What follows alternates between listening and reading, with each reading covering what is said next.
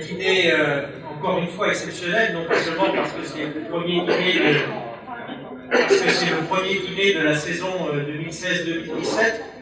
Traditionnellement, le premier dîner de la saison est consacré à la présence économique française dans l'océan Indien.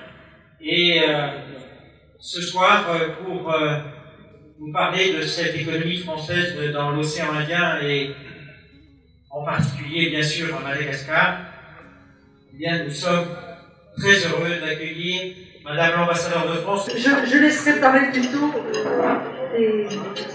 des collaborateurs que vous n'avez pas encore entendus.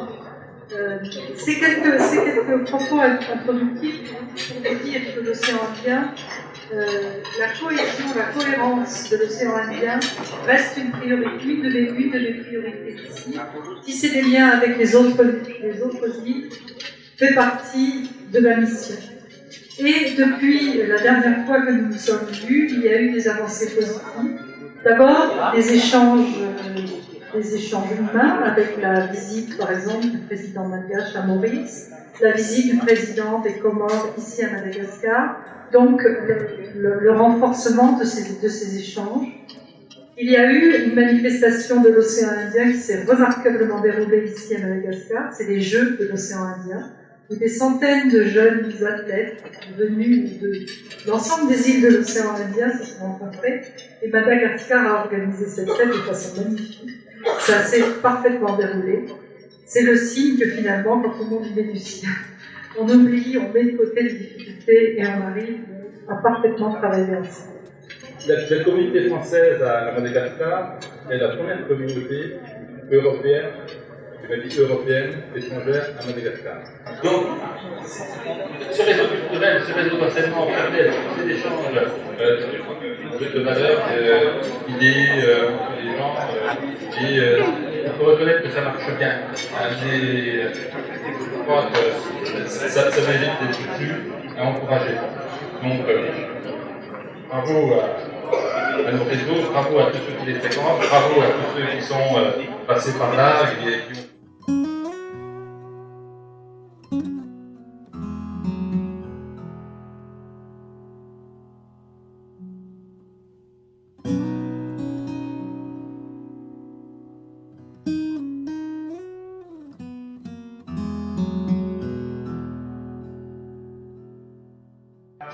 Et dans cette partie du monde, dans une situation unique, que l'on n'a pas réussi à dupliquer ailleurs.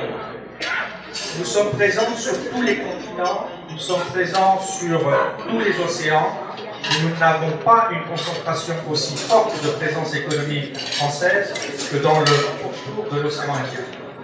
Et encore une fois, je pense que c'est on peut se féliciter en tant que représentant de la France. Je pense que ceux qui bénéficient de cet investissement français ne peuvent se féliciter dans la mesure où nos investissements sont créateurs de richesses, de transfert de technologie, de création d'emplois et de développement de partenariats. Je dirais en conclusion que ce que nous souhaitons faire le plus, c'est de peut-être initier un nouveau modèle de développement émanant d'entreprises françaises, essentiellement ou majoritairement basé sur des partenariats avec les opérateurs malgaches. Monsieur Zouzar Bouka, s'il vous plaît. Salut. Donc, en fait, on se retrouve à Washington avec presque tous les chefs d'État africains,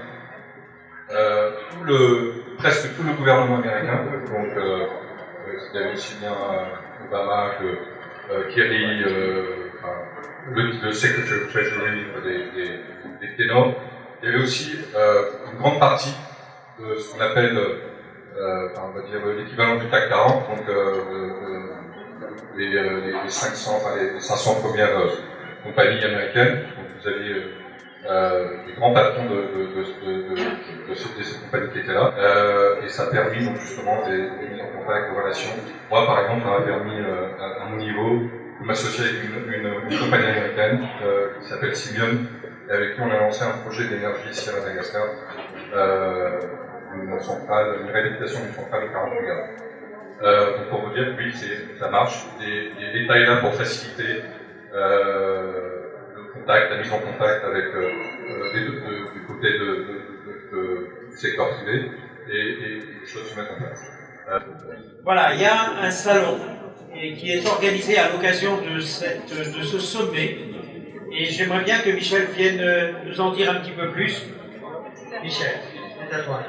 En réalité, ce sommet de la francophonie est un événement de classe mondiale. Ça n'aura échappé à personne.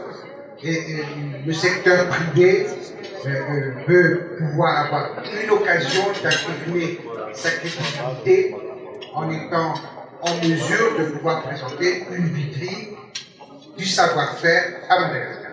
Cette vitrine, présentation du savoir-faire malgache, s'associer et associer le secteur privé à l'idée de pouvoir essayer d'être partie prenante de cette initiative qui va aider à ce qu'on puisse rompre l'isolement économique de Madagascar.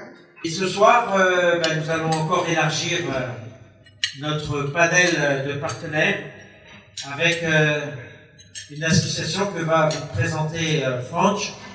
Oui, alors le groupement des femmes entrepreneurs de Madagascar est un groupement qui rassemble 12 associations dans tout Madagascar.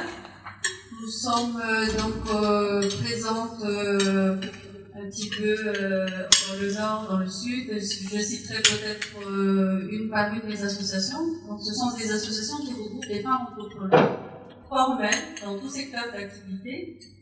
Toutes ces associations regroupent bien évidemment donc des femmes entrepreneurs formelles de tout secteur d'activité, tourisme, agroalimentaire, services, mines, tous les secteurs d'activité tout confondus.